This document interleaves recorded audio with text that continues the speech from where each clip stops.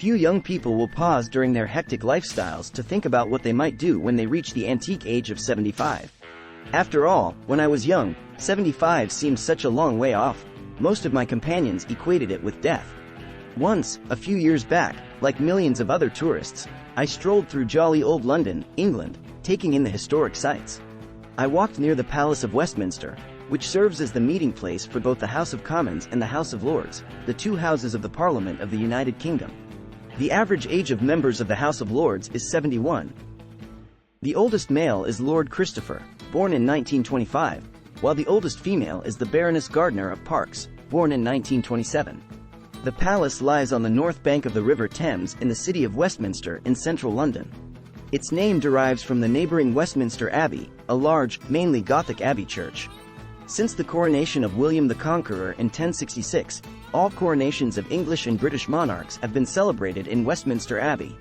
There have been 16 royal weddings at the abbey since the year 1100.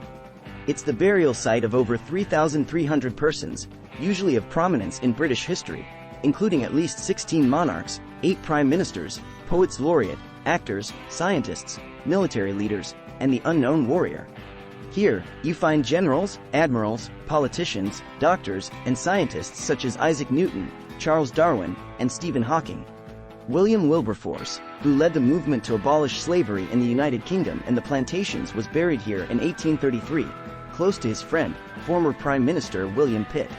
While I ambled and thought about British history, I encountered lifelike bronze sculptures of 3 famous men, one white, one black, and one brown, namely Winston Churchill, Nelson Mandela, and Mahatma Gandhi, all positioned purposefully inside a small park. What to do at 75? Well, like them, you could become president of a country or a prime minister or lead a national rebellion. Churchill, who led the fight against Nazi Germany when he was a mere 66, actually waited until 77 to assume the PM's job. Mandela's shining example should be an inspiration to fellow seniors. In his prime, they locked him up in jail in South Africa under apartheid for 27 long, lonely years.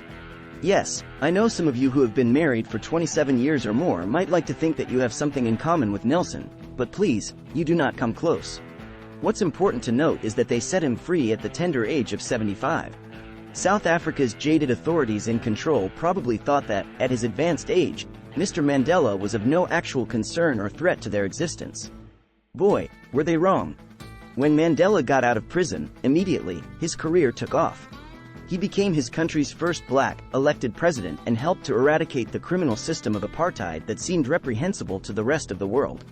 Touring through Europe in my younger days, whenever I encountered a white South African, he or she would become quite evasive when I asked about apartheid, the system of institutionalized racial segregation that existed in South Africa and Southwest Africa, now Namibia, from 1948 until the early 1990s. Thanks to Mandela, Archbishop Tutu, and a few others, the Truth and Reconciliation Commission was established as a court-like restorative justice body assembled in South Africa after apartheid. Witnesses who were identified as victims of gross human rights violations were invited to give statements about their experiences, and some were selected for public hearings. Perpetrators of violence could also give testimony and request amnesty from both civil and criminal prosecution. At the height of his popularity, in 2004, Mandela successfully campaigned for South Africa to host the 2010 FIFA World Cup, declaring that there would be few better gifts for us, in the year marking a decade since the fall of apartheid.